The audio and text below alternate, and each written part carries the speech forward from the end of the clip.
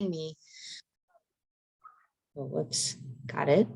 Thank you so much for inviting me to have the opportunity to share my research with everyone here today. I mean, one of the interesting things about this particular research project is that it completely finished and the book went to press right as everything was closing down for the pandemic. So I think it brings some questions about, how that might have changed things since then. I addressed that very, very briefly at the end of the talk, but anyway, I think that a lot of what I talk about and what I found in my research is still, sort of very interesting and relevant, despite all of those that new place in which we find ourselves in the world today. Anyway, so, let me screen share and pull up my slide presentation. So for those of you in the audience, what we have decided in terms of continuity for presentation is that I'll go through my talk, which is roughly about 45 minutes.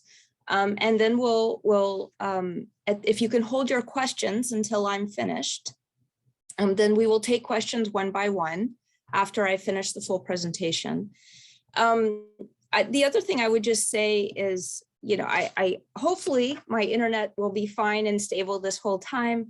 It does, actually, in my office from time to time, I get little announcements saying my internet is unstable. So if at any point I'm unclear or I cut out, hopefully Ben, you or somebody else will just let me know. Likewise, if you're having any trouble hearing me because I've become too quiet or something like that, please don't hesitate to interrupt and just let me know. Anyway, so as Glenda mentioned, my talk today draws on the ethnography that I published in 2020 with Stanford University Press. That ethnography is called Chinese Senior Migrants and the Globalization of Retirement. It focuses on the contemporary experiences of Chinese-born seniors, so that is individuals who migrated from Southeast China to the United States for the first time at age 60 or older between about 1990 and 2010. In the book, I put these Cantonese-speaking senior migrants' experiences in conversation with those of other senior migrants from China, as well as with senior citizens engaging in retirement migration trajectories across other world areas. Oh, sorry, my slide is not. There we go. All right. So like many ethnographic projects, the research that informs my views on Chinese seniors' migratory trajectories from China to the US in the latter decades of their lives, that research began by accident. In 2007, I started teaching English as a second language, or ESL, as a volunteer to low-income Chinese American seniors in Boston's Chinatown. I had assumed that my students would be long-term residents in the United States. In other words, I thought that they would be older individuals who had immigrated to the US as younger adults and who had never had time or energy to learn more than a little English, maybe while working for decades at low-paying jobs in Chinese restaurants and otherwise surviving at the margins of American society. So it came as some surprise as I got to know my first ESL students and realized that none of them had been in the United States for longer than a decade. In 2007, they were all recent immigrants, mostly coming directly from Guangdong province, which they had left in their 60s to relocate to the greater Boston metropolitan area. They worked in restaurants as caregivers, sometimes for children, sometimes for infirm adults. They worked as janitors, as hotel cleaners, and in a handful of cases, also they worked as administrative help in Chinatown area professional offices. Some of them had been sponsored to come to the United States by their adult children. Others had been sponsored to come to the United States by their siblings.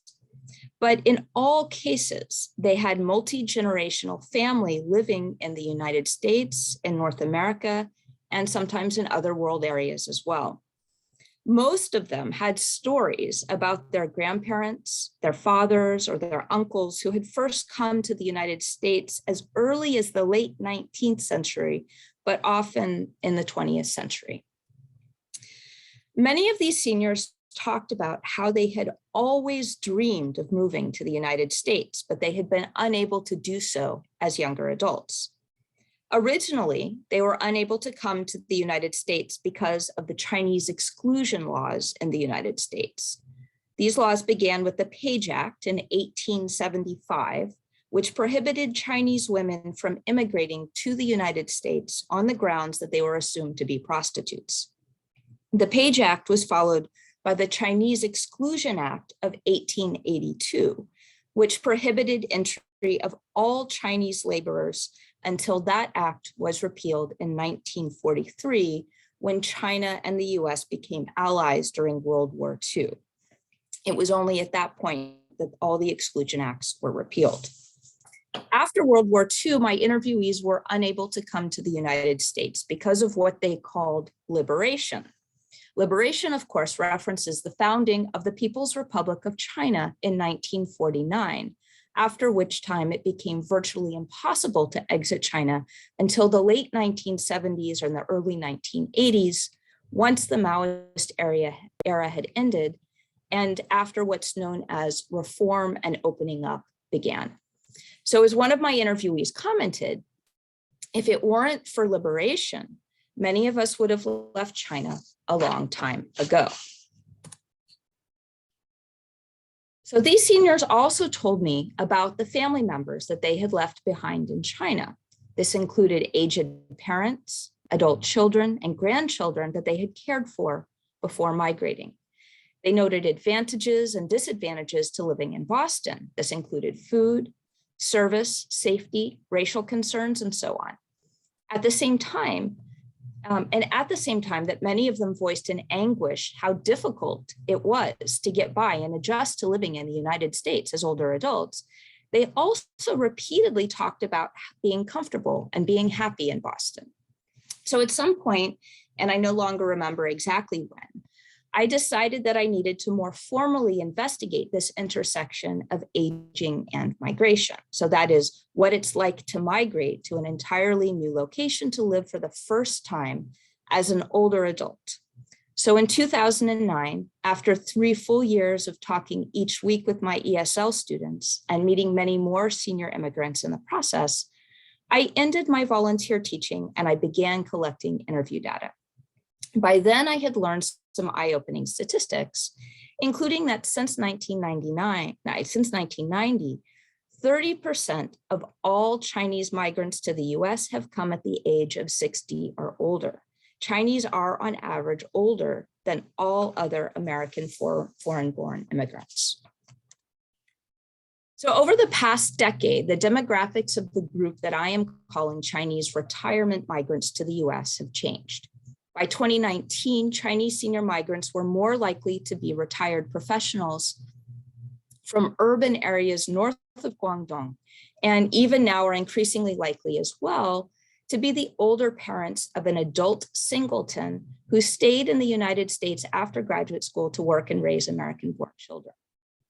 In contrast, my sample group are all Cantonese-speaking individuals who immigrated to the United States between 1990 and 2010 at age 60 or older.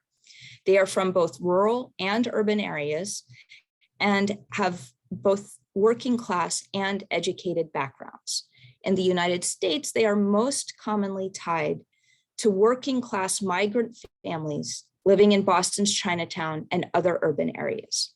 So this is in contrast to the more well-to-do suburban locations inhabited by the more recent senior migrants tied to the middle class through their adult children working in professional occupations. Yet even as I became increasingly aware of this demographic shift, I chose to retain a central focus on my initial sample rather than develop a comparative study of different regional and class groupings of Chinese senior migrants in and around Boston. I want to emphasize that this was a conscious methodological choice, driven both by my desire to create a detailed ethnographic picture of the lives of Cantonese senior migrants, as well as to document the diversity of Chinese American lives in the United States, where discourse about what is called the model minority has largely hidden from view the reality that Asian Americans are overrepresented at both ends of the education and socioeconomic spectrum of privilege and poverty. So that many of my older low-income interlocutors had wanted to come to the United States throughout their younger adult lives, but had only finally realized that desire as older adults is not the usual kind of story that we expect to hear about senior migrants, or even retirement migrants more generally. Views about senior migrants' global trajectories have become increasingly complex in recent years, reflecting the variety of responses that aging individuals have adopted as they navigate the challenges of living longer in a global context that is often characterized as neoliberal. What that means is that neoliberal, of course, referring to the withdrawal of state support for aging and other individuals. More often than not, scholarly analytical focus remains one of disempowerment because in reality, there is substantial precarity inherent to the life worlds of aging individuals. This is because of the potential for mental and physical frailty that accompanies natural processes of aging, but it's also because globalization presents additional complications for many aging individuals today, as cultural conventions around elder care are in flux, as adult children migrate away from older parents to new locations, and as seniors may sometimes feel that they have no choice but to join adult children in new locations that are culturally and socially unfamiliar. And of course, following the pandemic, there are even increasing challenges that we might not have anticipated before. In China as well, cultural conventions around elder care are changing. China provides a particularly compelling backdrop for understanding the complexities associated with the social and financial possibilities of support for aging individuals. On the one hand, China's aging population is among the world's largest and fastest growing, with about a third of the population predicted to be 65 or older by 2050. Aware of the enormity of the demographic problem that they're facing, the PRC, unlike many governments worldwide, has actually worked over the past decade to improve state-based forms of support, including access to healthcare, while also encouraging seniors to be active and pursue educational and other interests that they were unable to do as younger adults. On the other hand, the demographic transition in China has happened extremely rapidly, with lifespans increasing from an average of 45 to 70 years over the past few decades, at the same time that more traditional forms of family support have shifted. So as a result, there's both improvement and increased precarity for China's aging population in relationship to the past. For many seniors, there are new possibilities for living well in the final decades of their lives, and yet also a greater awareness that many possibilities are not available equally to all Chinese senior citizens. So my point here is that the idea that seniors' later life mobility can be experienced as desirable has largely been correlated with well-to-do individuals who are not limited by the financial constraints of the working class. Sometimes retirement migration is also conceptualized as a way for seniors with limited means to stretch insufficient resources further while enjoying the benefits associated with living in warmer climates, where healthcare is less expensive for those who need more comprehensive care, and still healthy seniors can participate in economic and social possibilities not available to them back home. This idea seems even further fetched when not just class, but other forms of potential disempowerment are at stake.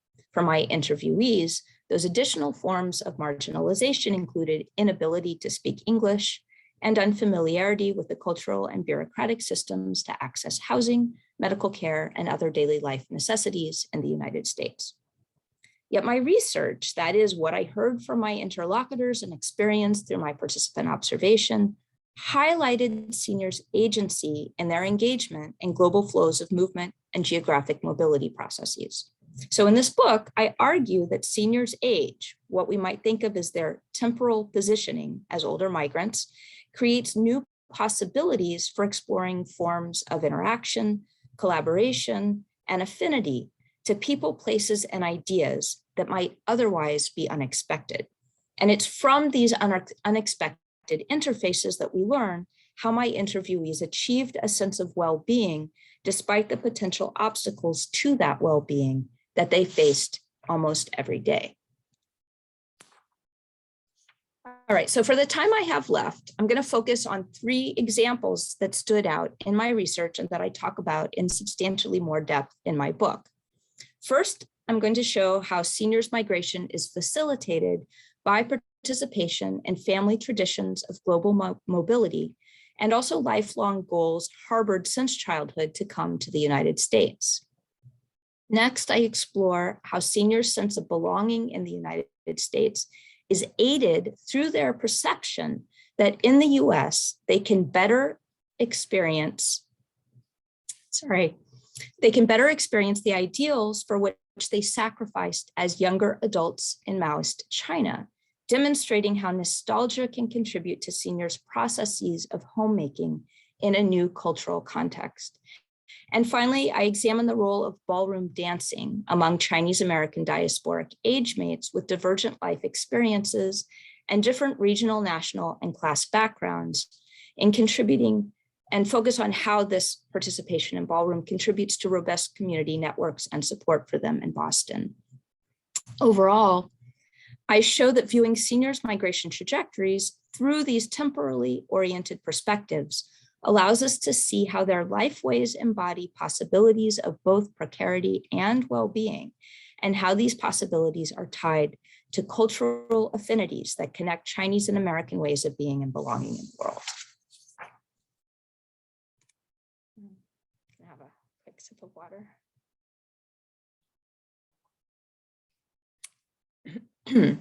So my book begins by focusing attention on how my Cantonese-speaking interviewees in and around Boston talked of family histories embedded in the dense transnational networks that have tied generations of actual and would-be migrants from Southeast China to the United States throughout the 20th century, and as I mentioned earlier, sometimes even earlier than that. In this way, their life stories reinforce well-documented scholarly focus on the diasporic lifeways of individuals from Southeast China for whom emigration has been a way of life for many generations. These narratives told by Chinese seniors about their migration trajectories between Guangdong and the US revolved around family in different forms. These forms included, first, the historical Cantonese ideal of migration as a family project aimed at securing financial success and social stability for future generations. 2, family members, particularly fathers, who disappeared to the US or elsewhere and never returned to China. 3rd, familial separations from others, including spouses and children during the Maoist period. And 4th, difficult decisions about reuniting with some family and members in the United States while leaving other family members behind in China. So one of my interviewees, who I call Mr. Chung, had a typical family trajectory. In the late 1990s, an adult daughter, already married and living in the United States, sponsored Mr. Chung and his wife to come to the US after they had retired from their work in China. But as was also the case with almost all of my interviewees, Mr. Chung's daughter was not the first person in the family to emigrate. Mr. Chung's grandfather was the first person to migrate to the United States. Mr. Chung had never met his grandfather. His grandfather did not maintain communication with his family in China after leaving.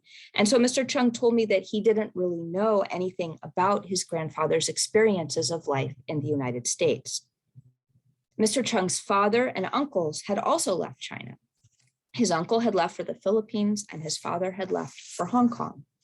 And even though he and his father lived on either side of the Hong Kong-China border, only a few hours away from each other by bus, train, or car for most of Mr. Chung's life, they never interacted during Mr. Chung's childhood or even much when he was an adult. So at the time of our interview, Mr. Chung's family members lived in the Philippines, in North America, Hong Kong, and in China.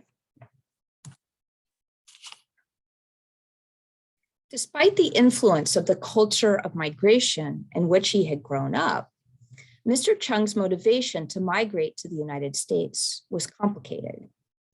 Unlike most of my other interlocutors who had dreamed of moving to the United States since they were children, Mr. Chung had not initially wanted to come to the US, and he moved here rather reluctantly following his wife after she retired in China and decided to come and look after their grandchild, who had also been born here. Mr. Chung liked his friends in China. He liked his networks in China. He felt it was easier to shop for food there, to socialize. He missed his daughter, who stayed behind in China and had no plans to come and join her parents and other siblings here in the United States. Instead, Mr. Chung's move was rooted in family separation over the course of his adult working life in China. So that is, while the networks that he had access to from the diaspora created the opportunity for him to emigrate, the actual catalyst for his move was because he wanted to be together with his wife. For over 20 years of his adult working life in China, his Danwei, so that is the work unit that he was assigned to and through which his employment, housing, food, and other needs were attached, was located in a rural area far away from the urban area where his wife and daughters lived.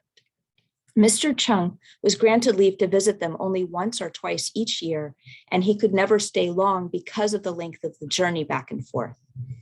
For most of the time, his only communication with his family was by letter. Of course, there were very few phones at all at the time. Those that were available were shared among many individuals or households. He talked about his sadness that his daughters would run away from him when he would arrive home for those annual visits. They were so little, they didn't remember him. So they were scared of him and they didn't recognize him. In the early 1990s, he was finally able to rejoin his family, but he had no desire to be separated from his wife ever again. He told me, back when my wife and I were young, we were separated for so long, and it was so difficult because we could only see each other once a year. We don't want to be separated anymore. So in this way, he chose to follow her here and be near one of their two adult daughters, rather than staying in China where he would have been more comfortable and close to his other daughter. Similar to Mr. Chung's experience, a present-day focus on family reunion in the US provided the catalyst for many seniors' moves away from China. Yet their trajectories were inextricably linked to a past context of a Cantonese culture of migration, combined with restrictive state policies both in the United States and the PRC that sought to curtail migration from China to the US for most of the late 19th and well into the 20th century. These policies often kept families separated from each other, even within China. This combination of policies related to Chinese exclusion in the US and the PRC's attempts to control population movement may have inadvertently strengthened the desire for that movement rather than curtailing it. For my interlocutors, it was only by engaging in migratory pathways to the US as older adults that they could finally experience full emplacement in their own social and familial worlds by rooting themselves in family traditions of global mobility and experiencing long dreamed of ways of life in the US harbored since their childhoods in the earlier decades of the 20th century. I'm going to move on to my second example. This comes from the third chapter of my book, which focuses on what we might think of as generational belonging in the nation state. So that is, I explore how some Chinese-born senior migrants have developed strong feelings of emotional affinity and attachment to the United States, despite their older age at arrival and their marginal social and political statuses here. These feelings are deeply intertwined with their generational experiences as Chinese citizens. Central to this point is the role of nostalgia in creating forms of attachment and belonging. Now, we often associate nostalgia with displaced migrant groups like diasporas, with no recourse to return to longed for homelands. Sorry, I'm going to take another sip of water here.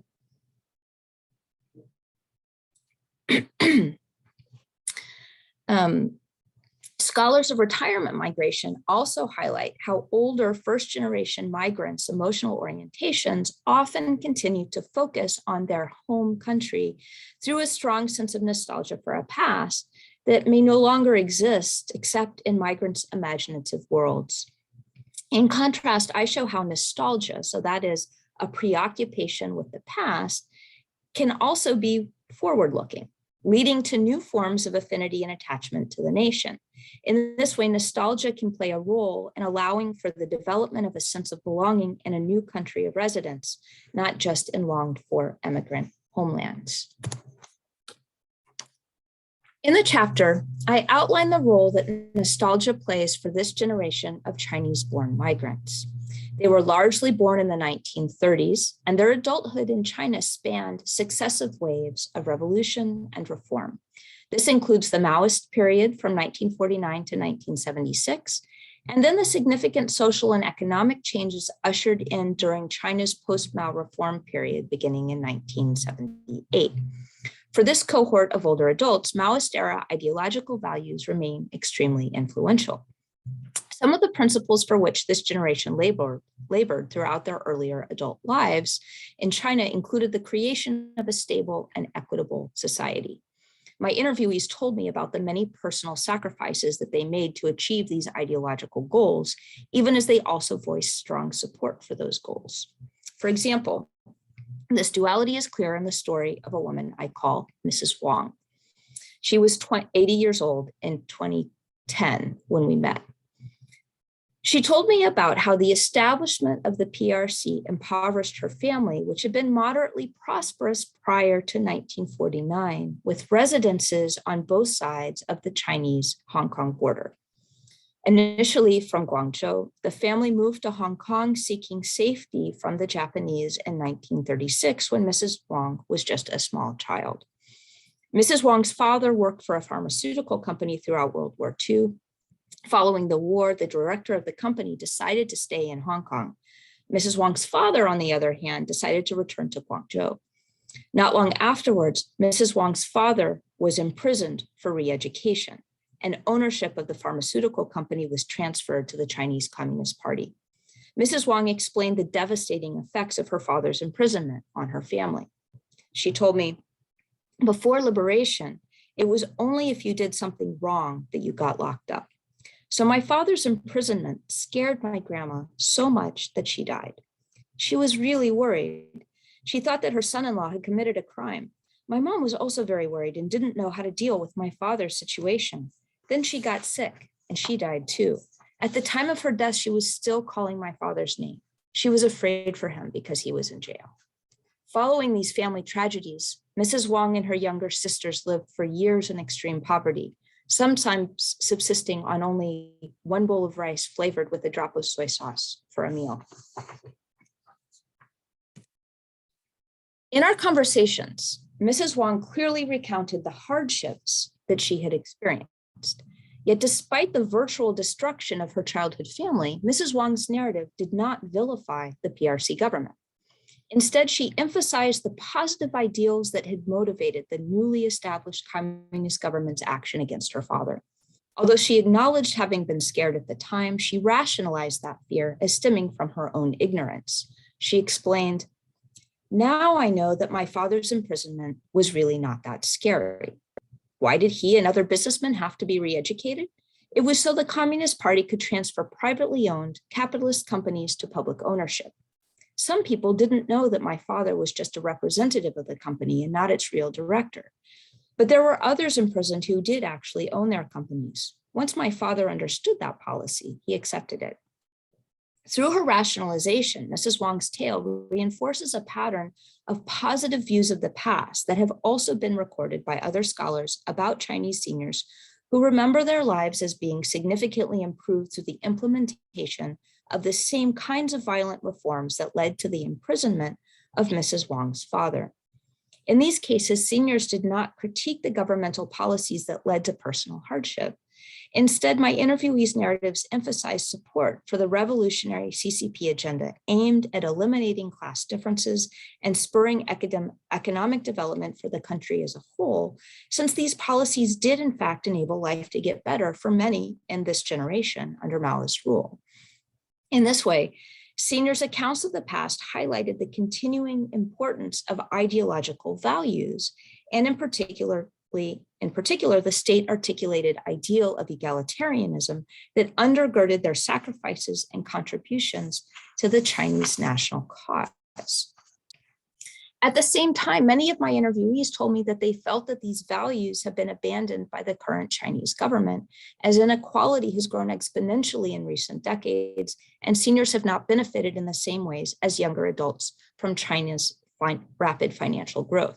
So take, for example, one of my interviewees, a Taishanese man in his 70s, who had already been in the United States for 10 years when we met in 2010.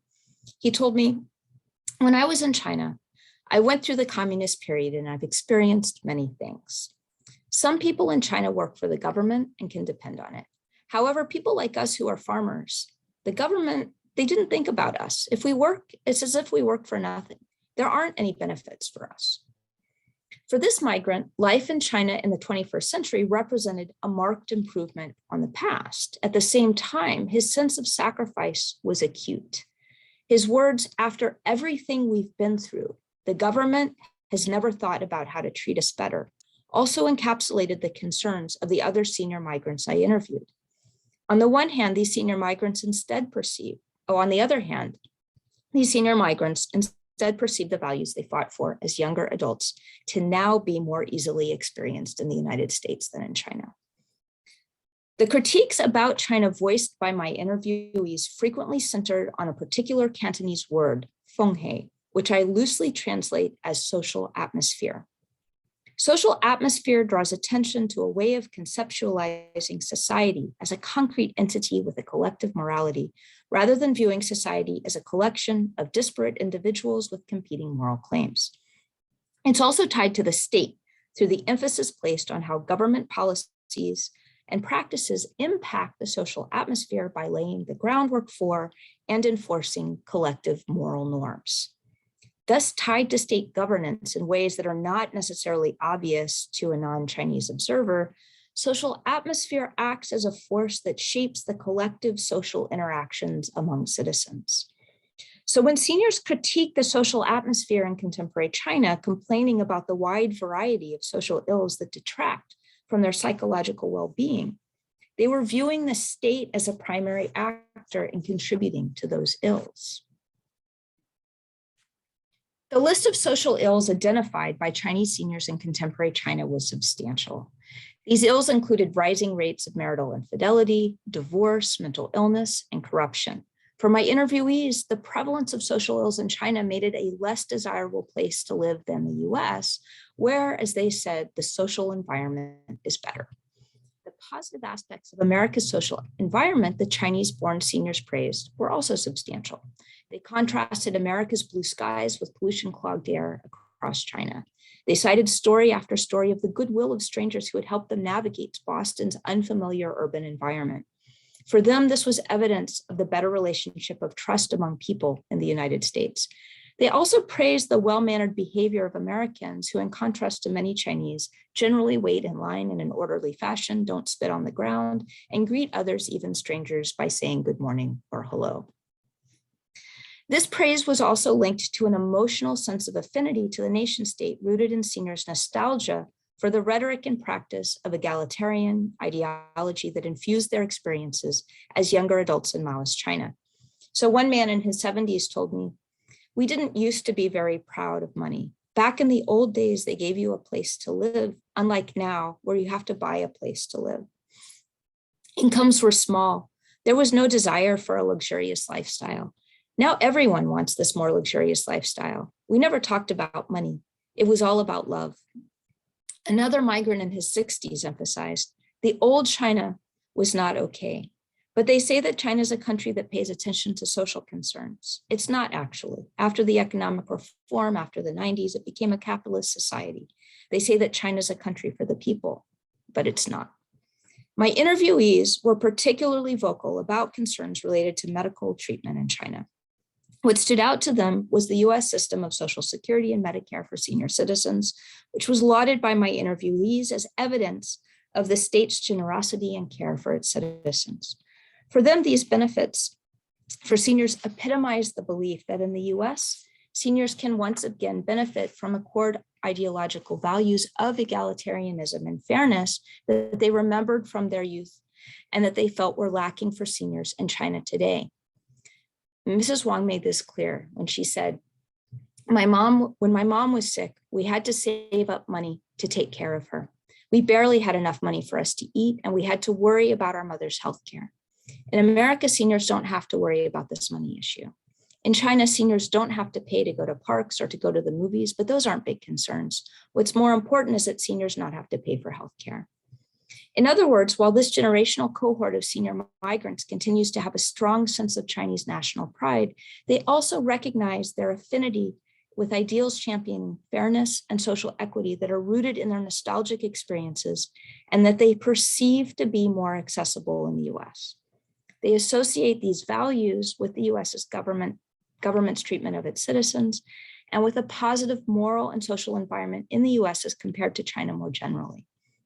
As a result, they see themselves as belonging in and to the US, whether or not they've been able to become US citizens themselves. All right, this is my final example. In the book's final chapters, I explore ways that Chinese senior migrants' community engagement reinforces their social embeddedness in the US, contributing to possibilities for well-being. In particular, I focus on how seniors' engagement in cultural performative activities in and around Boston created opportunities for imagining commonalities of experience across both time and space. Take singing, for example.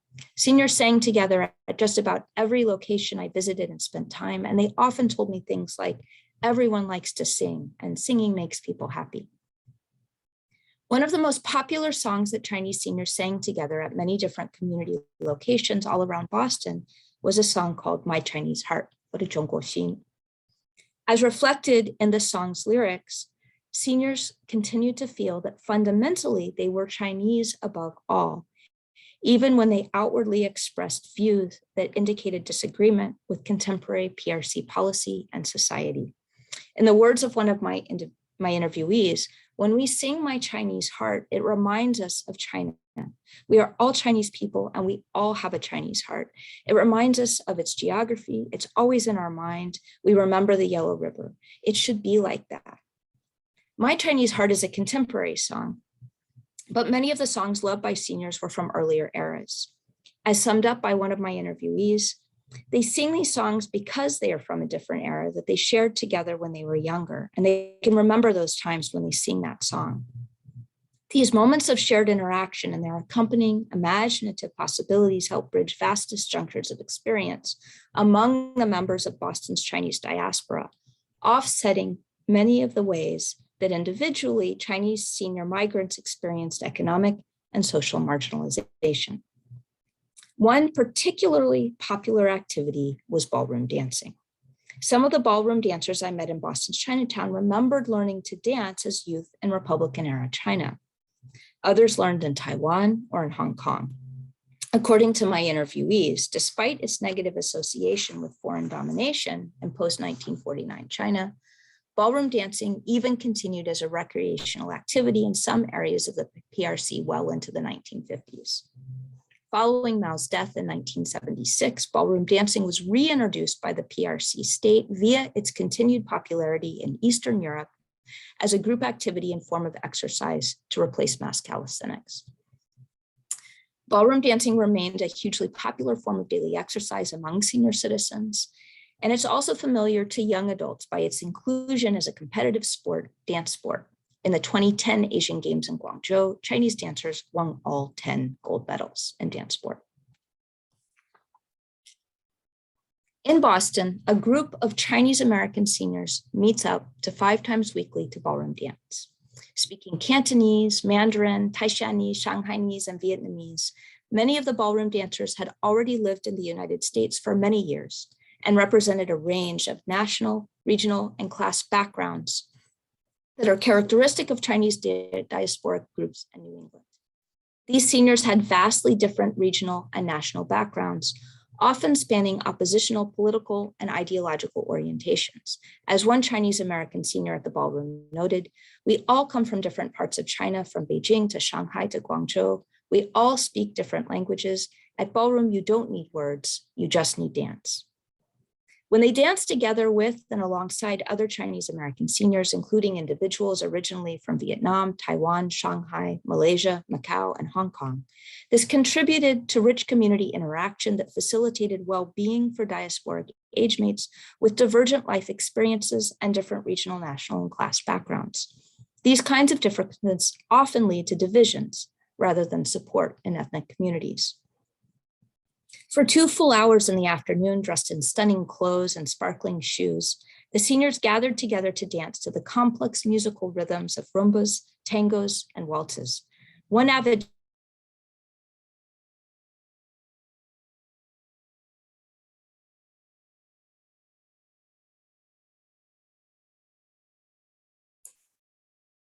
seem to have lost Dr. Newendorp. Hope our internet will come back in 1 second. in different ways. Most commonly, they dance because it makes them happy. Sorry, Dr. Newendorp, we lost you there for a second. Sorry. Okay, thanks. Maybe just the last 10, 15 seconds. Okay, I'll just start again with the quote, I am 78 years old. Did you hear that? Okay, I'm 78 years old. I come from mainland China. Through dancing, I can make friends and relax together with everyone. Also, if there's anything that I'm unhappy about, it's easy to work through those problems while dancing. Dancing solves everything. Others explain their motivation for dancing in different ways. Most commonly, they dance because it makes them happy. Some talked about having learned to dance as youth. Many invested substantial time and money in learning to dance as seniors, fulfilling youthful desires or rediscovering proficiency after not having danced for most of their adult lives or adult years. At each location around Boston, neophyte dancers sit or stand on the sidelines, chatting or practicing difficult steps together while enjoying the social setting and the chance to interact with others. The dancers also talked extensively about the exercise they get. Time and again, when I asked the dancers why they dance, they told me, I mainly do this for exercise. One regular at the ballroom was a man in his early 70s from Shanghai, who first learned to ballroom dance as a youth in China because it was the only socially sanctioned way that he could get close to girls. He told me, I am hardly ever sick. I keep moving. If you're unhappy all the time, then it's easy to get sick. I don't take any medicines. I don't have diabetes, no high blood pressure. Dancing makes me happy. I look younger than my age. When there's a chance to dance, I go dance. At the same time, the health benefits derived from intensive ballroom dancing are not only physical, they are also mental, providing a daily structure and purpose for getting out of the house and meeting and socializing with other Chinese seniors. When Chinese seniors danced together, it facilitated the development of strong social bonds across real difference. The physical activity could be practiced together despite seniors' fluency in different Chinese dialects that might otherwise prevent them from being able to speak to one another directly, although sometimes seniors did in fact serve as interpreters for each other.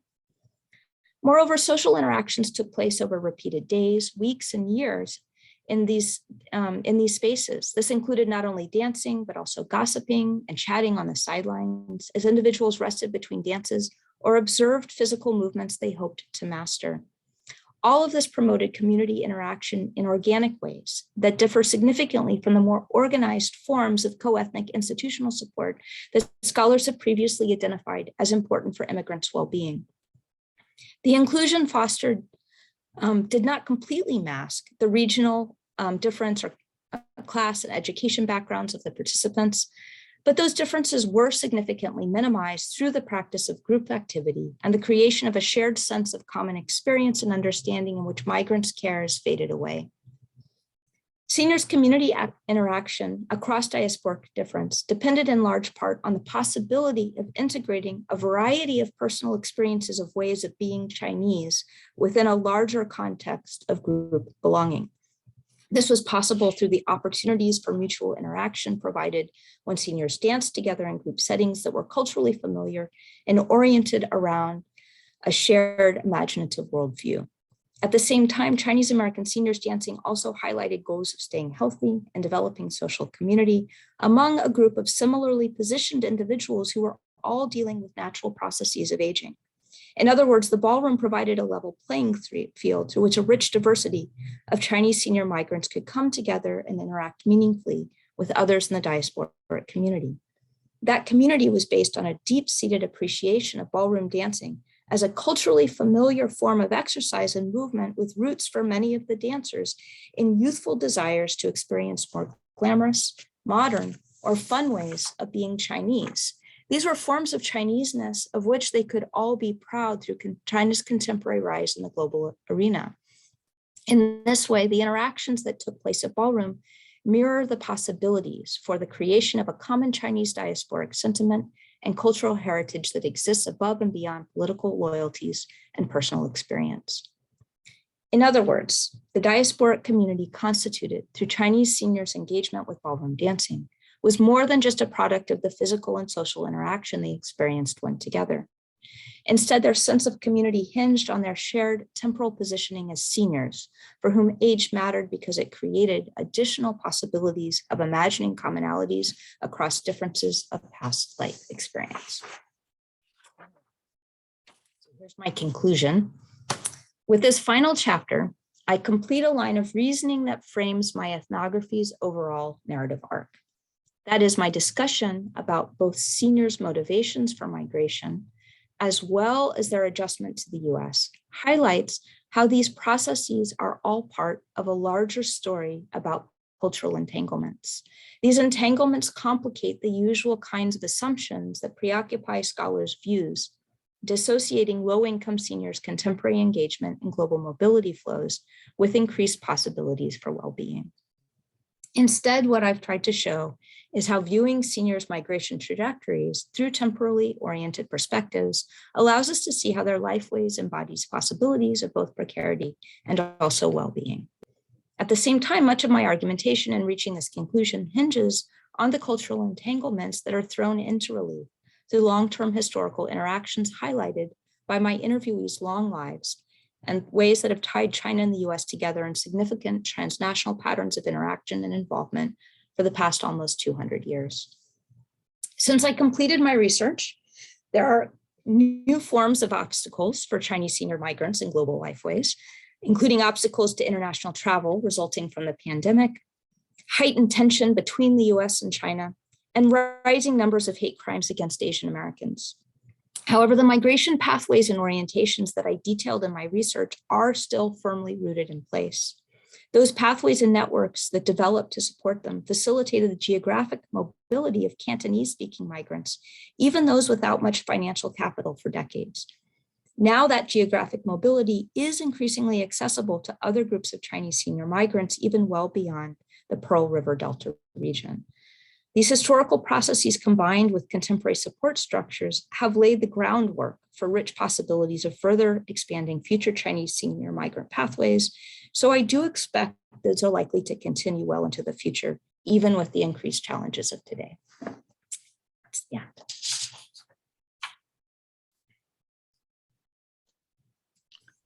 Thank you so much.